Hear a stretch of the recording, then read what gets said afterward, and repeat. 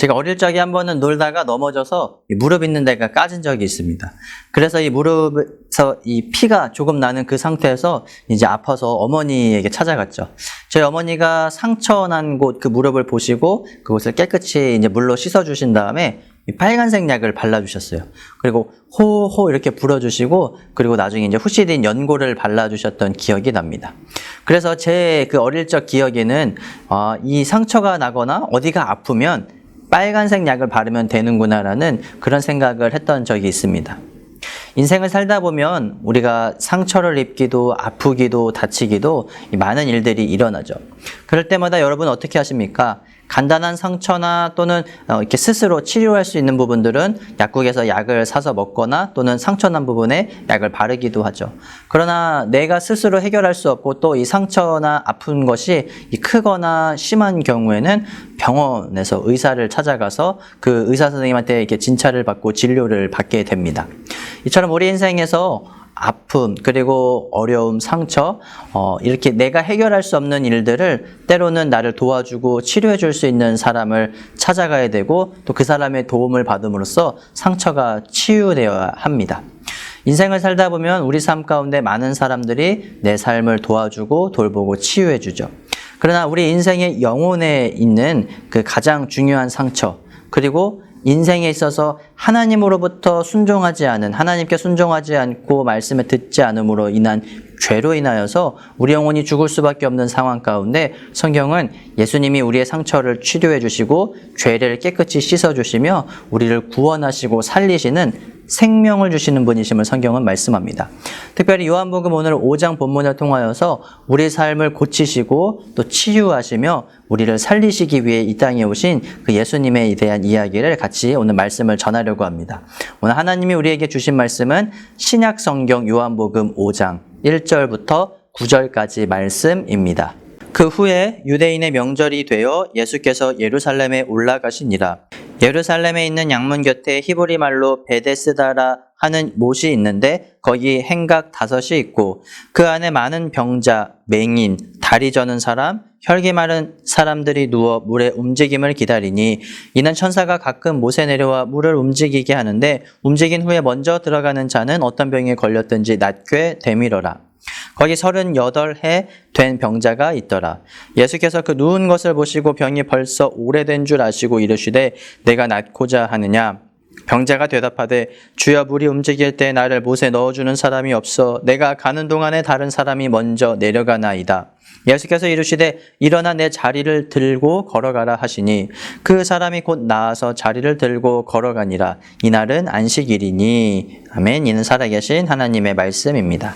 오늘 성경 말씀에서 이 1절을 통하여서 지금 이 오늘 일어난 사건이 언제 그리고 어디에서 일어났는지 대충 알 수 있는데 그것은 바로 이스라엘 사람들의 명절이었고 예루살렘에서 일어난 일이었습니다. 우리도 명절이 되면 이 고향이나 또는 가족들 집에 모이기도 하죠. 저희 집 같은 경우는 저희 할머니, 할아버지가 계신 인천에 모여서 명절 때가 되면 그 인천으로 가서 이렇게 가족들과 친척들이 모여서 함께 식사도 하고 지냈던 적이 있습니다. 오늘 본문에서 그런데 명절은 이 가족들의 모임이 아니라 가족들 중심의 날이 아니라 하나님을 중심으로 하나님께 모이는 하나님 앞에 예배하기 위한 날이었습니다. 그렇기 때문에 우리가 생각하는 그 명절의 개념, 추석이나 설날 개념이 아니라 여기서 말하는 이 명절이란 하나님을 예배하기 위한 또 하나님을 기억하기 위함, 기념하기 위한 날이었습니다. 그래서 이스라엘 사람들은 하나님을 예배하기 위해 제사하기 위해서 예루살렘에 모인 것이 오늘 내용입니다.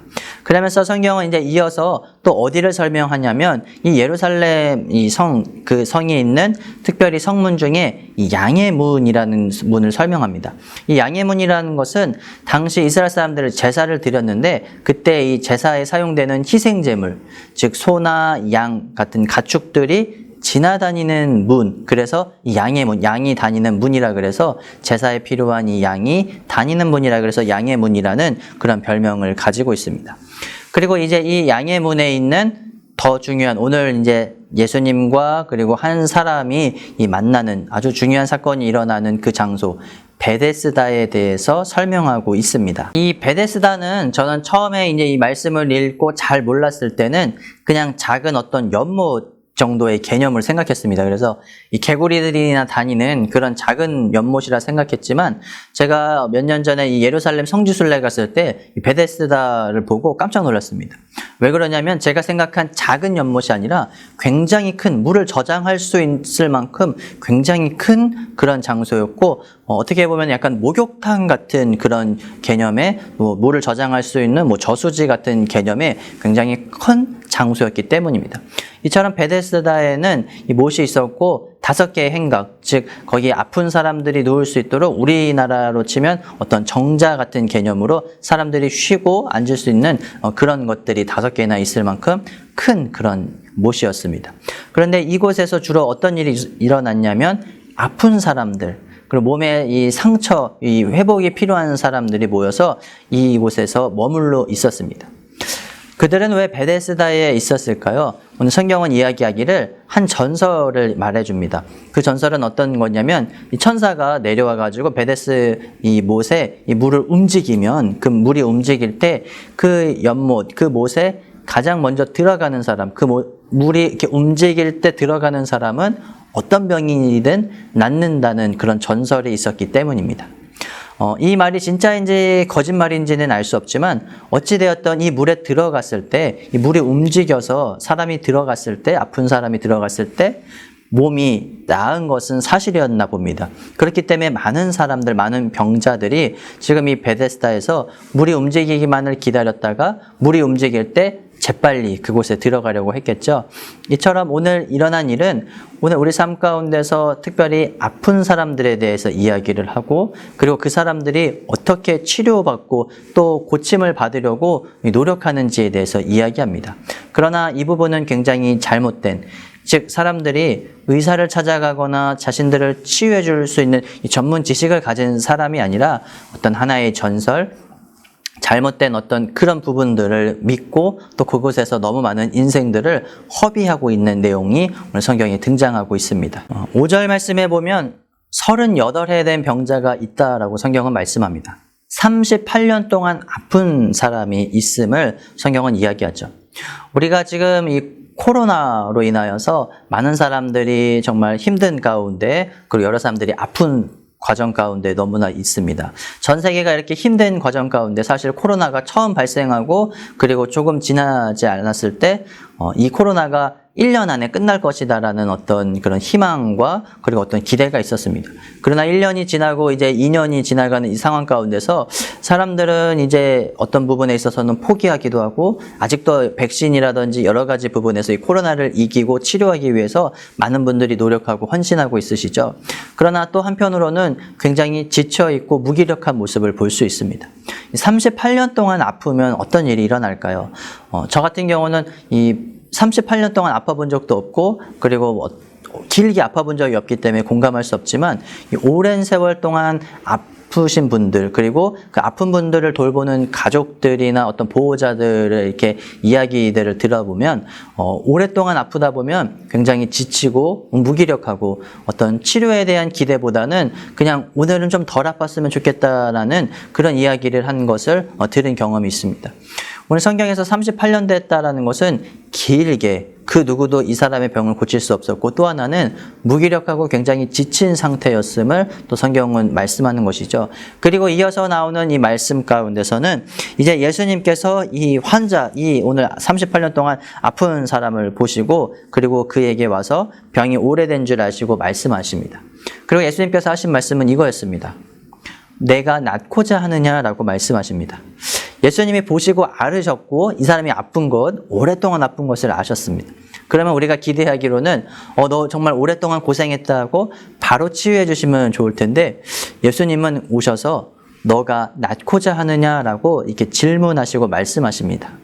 그런데 예수님이 너가 낫고자 하는 이 질문에 7절 말씀의 이 병자는 전혀 다른 대답을 합니다. 이 사람의 대답은 물이 움직일 때 나를 못에 넣어주는 사람이 없어 내가 가는 동안에 다른 사람이 먼저 내려가나이다 라고 말씀하고 있습니다.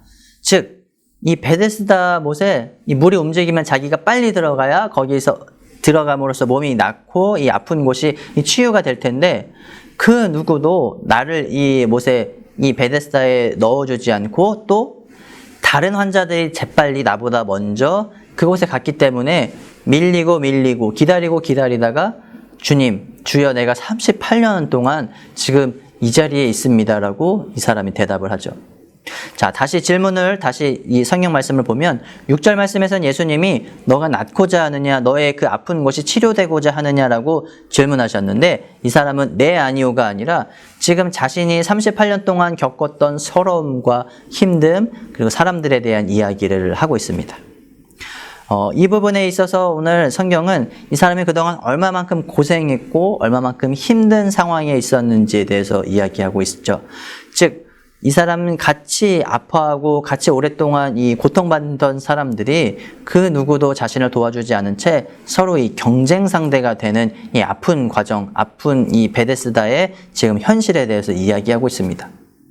사자성어 중에 동병상련이라는 말이 있습니다. 이 같은 병을 앓고 있는 사람 또 같은 비슷한 처지에 있는 사람들끼리는 서로를 공감하고 돌봐준다라는 이야기인데 지금 베데스다에는 그런 것이 전혀 없음을 이 7절 말씀 병자의 대답 말을 통하여서 알 수 있습니다. 우리 사회도 참 이와 같음을 또 저는 보면서 안타까워하고 또 어떤 면에서도 저도 이 병자가 아닌 그곳에 있었던 다른 환자들과 비슷하지 않았을까라고 생각하게 됩니다. 코로나 시대가 되면서 특별히 사람들 간에 어떤 부분에 있어서 서로를 배려하고 조심하는 부분도 있지만 또 한편으로는 이 코로나로 인하여서 어떤 이기적인 모습들과 서로를 이렇게 감시하고 서로를 경쟁 상대로 여기는 것들 있죠. 그 대표적인 것이 작년에 코로나가 처음 일어났을 때 이 마스크만 착용해도 괜찮다라는 그런 이 정부의 발표와 또 이제 많은 연구 과학자들의 이런 이야기들, 의사 선생님들의 이야기를 듣고 많은 사람들이 마스크를 사려고 했습니다. 그러나 이 마스크가 필요한 수만보다 부족하였기 때문에 사람들이 줄을 서야 되고 새치기를 하고 심지어는 이 사기치는 것까지 이 언론에서 이렇게 많은 걸 보면서 참 안타까웠습니다. 같이 어려운 상황, 같이 코로나로 두렵고 불안한 상황 가운데서 누구는 이렇게 많은 마스크들을 이렇게 챙기고 또 이것을 속이고 또 다른 사람들 것을 이렇게 가지지 못하도록 그런 부분들에 대해서는 굉장히 안타깝죠. 그리고 또 올해 있었던 일들 중에는 사회적 거리두기로 인하여서 이제 사람들 숫자를 제한하게 됐죠. 4인, 5인, 지금은 저녁 때 2인 이상 집합, 모임 금지 이런 부분들이 있는데 근데 이것을 신고하는 사람에게 보상하겠다는 것을 통하여서 서로가 서로를 감시, 물론 좋은 의도이지만 물론 우리가 코로나로 인하여서 좀 제한된 삶 서로 조심해야 되지만 이것이 어떤 부분에 있어서는 도가 지나쳐서 서로를 감시하고 또 서로를 이렇게 미워할 수 있는 상황으로 만들 수 있는 것. 이 같은 질병 가운데서 우리가 서로 공감하고 이해하지 못하는 삶 그리고 사회는 우리가 살고 있는 이 모습을 아주 적나라하게 잘 보여주고 있습니다. 7절 본문은 단순히 베데스다에서만 일어난 일이 아니라 오늘날 우리 사회, 우리 공동체 그리고 어떤 면에서는 우리 교회 안에서도 혹시 이런 일이 일어나고 있지 않는가 늘 조심하고 주의해야 됩니다. 같이 힘들어하고 어려워하고 공감해주고 위로해줘야 되는 상황 가운데서 내 아픔이 더 크고 내 아픔만 중요하다는 그 잘못된 생각과 인식은 개인주의 그리고 이기주의 이런 부분들이 우리 교회 공동체나 또는 우리 사회, 우리 나라 공동체 안에서 사라지기를 또 바라는 마음에 오늘 성경은 저는 7절 말씀을 통하여서 그것을 오늘 말씀을 전합니다. 자, 다시 본문으로 돌아와서 이제 이 병자가 예수님한테 하소연하죠. 그 전까지는 들어줄 사람도 없었고 자신을 옮겨줄 사람도 없었던 그 부분에 있어서 예수님한테 이렇게 하소연합니다. 그리고 예수님은 이제 이 병자의 이 말에 다시 말씀하십니다. 예수께서 이르시되 일어나 내 자리를 들고 걸어가라 하시니 여기서 예수님은 세 가지를 말씀하십니다. 일어나라, 그리고 들고, 그리고 걸어가라 라고 말씀하시죠. 이 일어나라라는 표현은 자리에서, 누운 자리에서 일어나는 의미를 가지고 있습니다. 그런데 헬라어 이 본문에서는 어떤 의미가 있냐면 자리에서 일어나는 것과 더불어서 부활의 의미도 있습니다. 즉 죽은 사람이 다시 살아나는 것, 그 헬라어 단어가 오늘 우리말로 번역된 일어나라의 그 어원에 같이 있습니다. 그리고 들고라는 표현은요, 이 사람이 누워 있었던 그 자리, 어떤 이불이 됐을지 모르겠지만 그 자신이 깔고 앉았던, 누워 있었던 그것을 짐을 이제 들으라 그럽니다. 왜냐하면 더 이상 누울 필요가 없기 때문이죠. 그리고 걸어가라고 말씀하십니다. 이 사람은 걷지 못해서 지금 베데스다에 있는 사람인데 예수님께서는 일어나라고 말씀하시고 그리고 지금 누워 있었던 그 자리를 들라라고 말씀하시고 걸어가라고 말씀하십니다. 이 본문을 통하여서 예수님은 이 병자의 아픈 곳, 상처, 그리고 그가 회복할 수 없는 그 누구도 도와줄 수 없었던 것을 도와주시고 해결해 주시는 분이심을 가르쳐 줍니다. 이처럼 우리 삶의 문제에서 어려운 부분, 그 누구도 해결할 수 없고 도와줄 수 없는 것을 예수님께서 도와주시고 해결해 주시는 분이심을 성경은 말씀합니다. 그리고 성경은 또 이어서 이야기하기를 예수님은 우리를 먼저 찾아오시고 우리가 아프고 어려운 상황 가운데서 우리에게 힘이 되시고 위로가 되시는 분이심을 성경은 말씀하고 있죠. 이제 이 말씀을 듣고 순종한 이 병자는 38년 동안 걷지 못하고 일어나지 못했던 병자는 처음으로 예수님을 만나 자리에서 일어나게 됩니다. 그리고 그는 그곳을 떠나게 되죠. 오늘 본문을 통하여서 우리가 기억해야 될 것은 첫 번째는 우리 삶의 어려움과 문제를 예수님이 다 아시고 우리의 삶에 찾아와 주시며 해결해 주신다는 것입니다. 그런데 예수님께서는 우리 삶을 이끄시고 인도하실 때 모든 것을 100% 다 예수님이 해주시는 것이 아니라 우리 삶 가운데서 믿음으로 도전하시고 말씀하십니다. 오늘 8절 말씀에서 병자를 향하여서 예수님이 그냥 손을 잡고 일으켜 주실 수도 있었고 그리고 그가 단순히 그냥 일어날 수 있도록 하실 수 있었지만 분명히 말씀하십니다. 그 자리에서 일어나라. 그리고 그 자리를 들고 그리고 걸어가라라고 이렇게 말씀하십니다. 만약에 병자가 이 예수님의 말씀에 순종하지 않았더라면 만약에 믿지 않고 의심했더라면 어떻게 됐을까요? 예수님이 일어나라 그랬을 때 예수님 지금 제가 다리가 이게 아파서 못 일어나서 38년 동안 여기 있었는데 그게 무슨 말씀이십니까? 라고 반문했더라면 어떻게 됐을까? 오늘 성경은 예수님이 우리를 치유하시고 도우시고 고치시는 분이심과 더불어서 우리가 예수님의 말씀에 믿음을 가지고 순종할 것도 가르쳐주고 있습니다.